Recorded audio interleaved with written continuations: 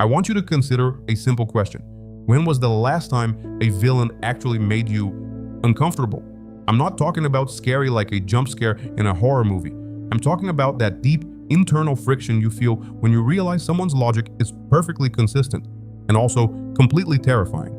Lately, if you look at the MCU or the latest big budget game, you'll notice a pattern. The story stops, the music gets soft, and we're given a 15-minute PowerPoint presentation on the villain's childhood trauma. We're told the system failed them.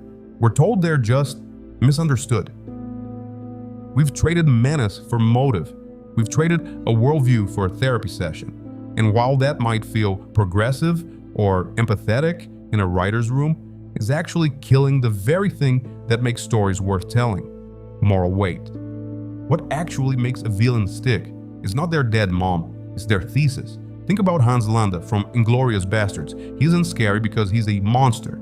He's scary because he's a professional. He's the perfect employee of a genocidal system. He doesn't hate you, he just doesn't think you matter.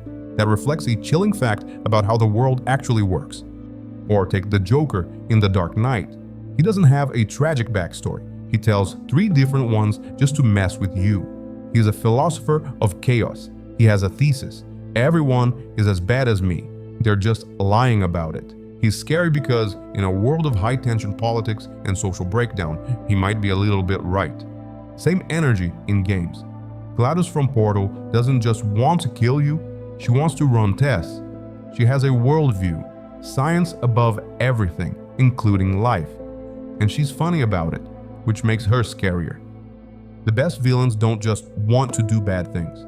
They want to do bad things for reasons we almost understand. So, why did we stop writing like this?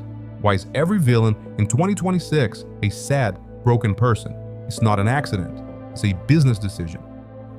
First, the spin-off economy. In a world where every villain eventually needs their own Disney Plus show or solo movie, think Loki, Joker, or Cruella, the studio can't have you hate them.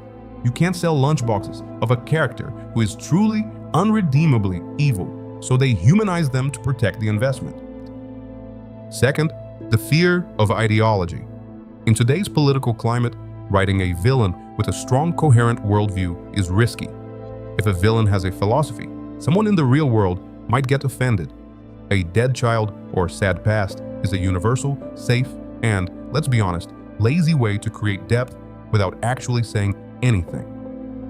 The MCU is the biggest offender here. Take Thanos, who gets some credit for at least being menacing, but then look at Gore the God Butcher in Thor: Love and Thunder. On paper, incredible villain concept. He kills gods. He has real philosophical rage. He should be terrifying. But the movie is so anxious to make us understand him that it forgets to make us fear him. He spends most of the film being weepy and underlit. The menace evaporates. This happens constantly in phases 4 and 5 of the MCU. Kang had potential. Wenwu was actually solid, one of the better recent examples. But most of them, they show up, explain their sad story, do one threatening thing, and then get solved like a puzzle. They're not dangerous, they're just damaged. And then there's the broader streaming TV trend, where basically every prestige villain now has a tragic backstory delivered in episode 4 of 8. Doesn't matter what the show is, fantasy, sci-fi, thriller.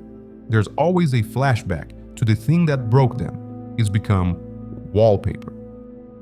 When we insist that every villain is just a victim of the system, we are actually being told a lie about human nature. We are being told that no one is responsible for their choices. But true complexity isn't sympathy. Killmonger in Black Panther was a great villain because he was right about the problem but evil in his solution. You could follow his logic and still know he had to be stopped. That's nuance. That's value. We also have Anton Chigurh from No Country for Old Men. We understand him perfectly. He's a force of pure consequence. He believes the universe is random and violent, so he became that randomness made flesh. We get it. We just also never, ever want to be in the same room as him. Gaming gets this better than any other medium right now. From Software, the studio behind Dark Souls and Elden Ring, has built an entire identity around antagonists who are tragic, complex, and absolutely merciless, all at the same time. You feel for Malenia. You understand why Marika broke the Elden Ring, and you fight them anyway because the world demands it. There's no flashback, there's no monologue, there's just a coherent, tragic logic that makes the confrontation feel earned. A great villain has a worldview so coherent, so internally logical that you understand every step they took, and you still know they have to be stopped. When we remove the gate of a true antagonist, we remove the growth of the hero. A hero is only as great as the evil they overcome. If the villain is just sad, then the hero is just a social worker with a sword. So, here's my question for you. Look at your favorite game or movie from the last year. Did the villain have a worldview or just a sad story? Because if we don't start demanding villains who hold up a mirror to the hard truths of our world, we're going to be left with a culture full of polished bores. And a world without villains is a world where being a hero doesn't mean anything anymore. Ooh, that's a bingo!